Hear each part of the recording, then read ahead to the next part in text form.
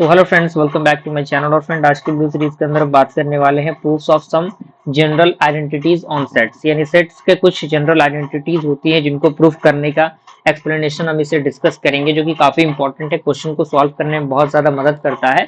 इन सारे फंडामेंटल का नॉलेज आपको होना चाहिए। ओके, लेकिन उससे पहले मैं रिकमेंड करना चाहूंगा कि अगर आपने हमारे डिस्क्रिट स्ट्रक्चर के प्लेलिस्ट पे एक्सेस नहीं किया, जरूर प्लेलिस्ट पे एक्सेस कीजिएगा। प्लेलिस्ट का लिंक आपको नीचे डिस्क्रिप्शन बॉक्स में मिल जाएगा, आप वहां से प्लेलिस्ट पे चेकआउट कर सकते हैं। ये वीडियो को स्टार्ट करते हैं। सबसे पहला लॉ आपका आता है आइडेंटिटी जो है वो आपका आता है एडम्पोर्टेंट लॉ, जिसके अंदर कह रहा है कि ए यूनियन बी क्या होगा, ए के इक्वल होगा, और ए इंटरसेक्शन ए के किसके इक्वल होगा, ए के इक्वल होगा।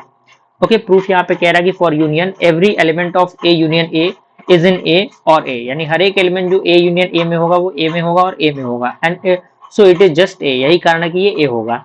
और इंटरसेक्शन की बात करें तो हर एक एलिमेंट जो ए इंटरसेक्शन बी वो ए में भी होगा और ए में भी होगा, तो यही कारण है कि ये ए मिलता है हमें। ठीक है, दूसरा हमारा आता है डोमिनेशन लॉ, जिसके अंदर कह रहा है कि ए union u is equal to u and A intersection phi is equal to phi. यानी इसका कह रहा है कि u becomes universal set already contain all element, यानी इसके अंदर जो यूनिवर्सल सेट है वो सारे एलिमेंट को ऑलरेडी कंटेन कर लेता है। और फाई का मतलब है phi no element is in both a and empty set. Okay, अब अगला हमारा क्या आता है, अगला हमारा लॉ आता है आइडेंटिटी लॉ, जिसके अंदर कह रहा है कि ए union phi is equal to A और A intersection union is equal to A. यानी अगर हम नल के साथ यूनियन करेंगे तो हमें वही एलिमेंट मिलेगा जो ए मिलेगा हमें, और इंटरसेक्शन करेंगे यूनियन के साथ तो हमें क्या मिलेगा, ए मिलेगा।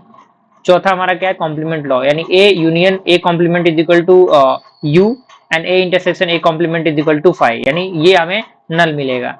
तो यहाँ पे कह रहा है कि either every element is either in A और इन इट्स कॉम्प्लीमेंट ए, यानी माने हर एक एलिमेंट जो होंगे वो या तो ए में होंगे या फिर उसके कॉम्प्लीमेंट होंगे। यही कारण है कि इसे हम लोग कवर करते हैं यू से। और no element can belong to both and a and a complement, यानी कोई भी एलिमेंट दोनों में नहीं होगा यानी ए कॉम्प्लीमेंट के अंदर, तो इंटरसेक्शन क्या होंगे, वहां पे इम्पटी होंगे। अगला हमारा आता है कम्यूटेटिव लॉ, जिसका होता है A union B is equal to B union A और A intersection B is equal to B intersection है। अगर मान लीजिए दो सेट है, उनका अगर हम यूनियन निकालते हैं तो उनके अलग अलग फॉर्मेशन जो होते हैं उनके यूनियन के वो बराबर भी होंगे, और अगर हम इंटरसेक्शन निकालते हैं कहीं से भी तो हमें इंटरसेक्शन वही मिलेगा। ओके, एसोसिएटिव लॉ क्या कहता है, एसोसिएटिव लॉ आपका दिया हुआ है ए यूनियन बी, और इसका ब्रैकेट में अगर हम यूनियन करते हैं तो वो किसके इक्वल होगा, a union and bracket of b union c. यानी अगर हम उसको इंटरचेंज भी कर सकते हैं तो हमें यूनियन तो वही मिलेगा। सिमिलरली इंटरसेक्शन में भी वही रूल होता है, कहीं पर भी ब्रैकेट हम लगा दें हमें रिजल्ट जो है वो वही मिलेगा। तो वही इसका प्रूफ में भी आपके सामने वो चीजें दी गई हैं। अगला हमारा क्या है, डिस्ट्रीब्यूटिव लॉ है, जिसके अंदर कह रहा है a intersection b union c is equal to a intersection b union of a intersection c. और अगर a union b intersection c निकाले हम लोग तो a union b intersection of A union c होगा। तो ये आपके सामने पूरे फॉर्मेशन दिए गए हैं।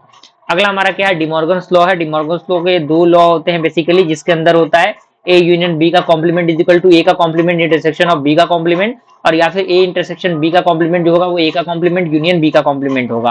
और इसका पूरा एक्सप्लेनेशन यहाँ पे दिया हुआ है। अगला लॉ हमारा क्या आता है, अगला लॉ हमारा आता है एब्जॉर्प्शन लॉ, जिसके अंदर कह रहा है कि ए union A intersection B is equal to A and A intersection A union B is equal to A. ये सारे फॉर्मेशन आपके सामने है, ये सारे लॉस काफी इंपॉर्टेंट है, अच्छी तरीके से इनको प्रैक्टिस करना है। मिलते हैं अगली वीडियो में, तब तक के लिए थैंक यू।